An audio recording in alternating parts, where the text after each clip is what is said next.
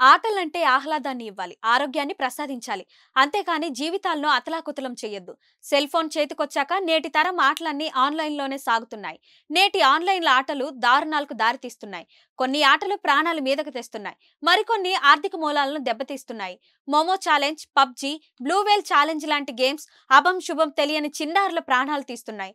ఆట విడుపుగా మొదలయ్యే ఆట వ్యసనంగా మారి వారి భవిష్యత్తును ప్రశ్నార్థకంగా మారుస్తున్నాయి.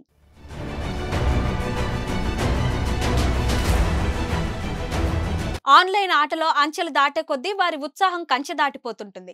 లెవెల్ ఫెయిల్ అయితే భూగోళం తలకిందులైనట్లు ప్రవర్తిస్తుంటారు. తీవ్రమైన ఒత్తిడికి గురవుతుంటారు. ఈ క్రమంలో కొందరైతే ఆత్మహత్యకు పాల్పడుతుంటారు. మరికొందరైతే గేమ్ మధ్యలో డిస్టర్బ్ చేస్తున్నారని పేరెంట్స్ ని చంపిన వారు కూడా ఉన్నారు. లెవెల్ దాటితే సంబరపడిపోవడం, దాటలేకపోతే లోపల కుమిలిపోవడం రెండు తీవ్రమైన పర్యవసానాలే.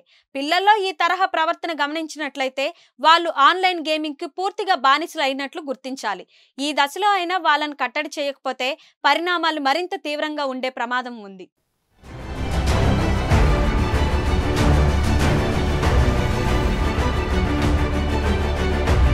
మరిన్ని వీడియోస్ కోసం ఛానల్ ని సబ్స్క్రైబ్ చేయండి. లేటెస్ట్ అప్డేట్స్ కోసం వాట్సాప్ ఛానల్ ని ఫాలో చేయండి.